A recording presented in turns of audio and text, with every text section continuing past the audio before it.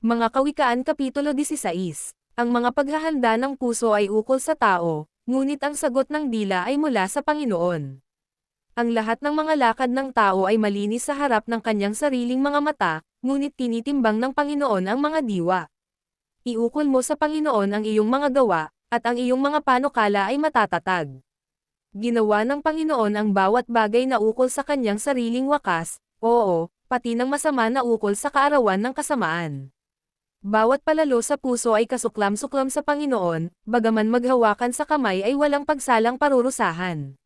Sa pamamagitan ng kawan at katotohanan ay nalilinis ang kasamaan, at sa pamamagitan ng pagkatakot sa Panginoon ay humihiwalay ang mga tao sa kasamaan. Pagka ang mga lakad ng tao ay nakapagpapalugod sa Panginoon, kanyang tinitiwasay sa kanya pati ng kanyang mga kaaway. Maigi ang kaunti na may katwiran kaysa malalaking pakinabang na walang kaganapan. Ang puso ng tao ay kumakatha ng kanyang lakad, ngunit ang Panginoon ang nagtutuwid ng kanyang mga hakbang. Banal na hatol ay nasa mga labi ng hari, at kanyang bibig ay hindi sasalangsang sa kahatulan. Ang ganap na timangan at panimbang ay sa Panginoon, lahat ng timbang na supot ay kanyang gawa.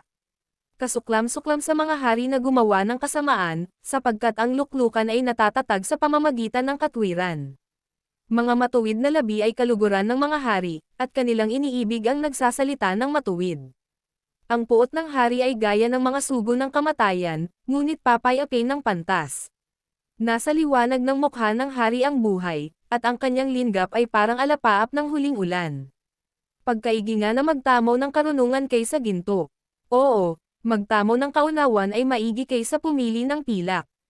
Ang maluwang na lansangan ng matuwid ay humiwalay sa kasamaan, siyang nag-iingat ng kanyang lakad ay nag-iingat ng kanyang kaluluwa.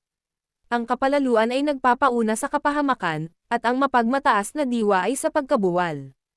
Maigi ang magkaroon ng mapagpakumbabang loob na kasama ng dukha, kaysa bumahaji ng samsam na kasama ng palalo. Siyang nag-iingat sa salita ay makakasumpong ng mabuti, at ang nananalig sa Panginoon ay mapalad. Ang pantas sa puso ay tatawaging mabait, at ang kitimisan sa mga labi ay nagdaragdag ng katututuhan. Ang kaunawan ay bukal ng buhay sa nagtatamo, ngunit ang saway ng mga mangmang ay siyang kanilang kamangmangan. Ang puso ng pantas ay nagtuturo sa kanyang bibig, at nagdaragdag ng katututuhan sa kanyang mga labi. Mga maligayang salita ay parang pulot-pukyutan, matamis sa kaluluwa at kagalingan sa mga buto. May daan na tila matuwid sa tao, ngunit ang dulo niyaon ay mga daan ng kamatayan. Ang gana ng pagkain ng manggagawang tao ay nakagagaling sa kanya, sapagkat kinasasabakan ng kanyang bibig. Ang walang kabuluhang tao ay kumakatha ng kahirapan, at sa kanyang mga labi ay may masilakbong apoy. Ang magdarayang tao ay nagkakalat ng pagtatalo, at ang mapaghatid dumapit ay naghihiwalay ng magkakaibigang matalik.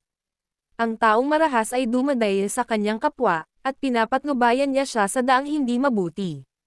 Ikinikindat ang kanyang mga mata, upang kumatha ng mga magdarayang bagay, siyang nangangagat labi ay nagpapangyari sa kasamaan. Ang ulong may uban ay putong ng kaluwalhatian, masusumpungan sa daan ng katwiran. Siyang makupad sa pagkagalit ay maigi kaysa makapangyarihan, at siyang nagpupuno sa kanyang diwa ay maigi kaysa sumasakop ng isang bayan. Ginagawa ang pagsasapalaran sa kandangan, ngunit ang buong pasya niyaon ay sa Panginoon.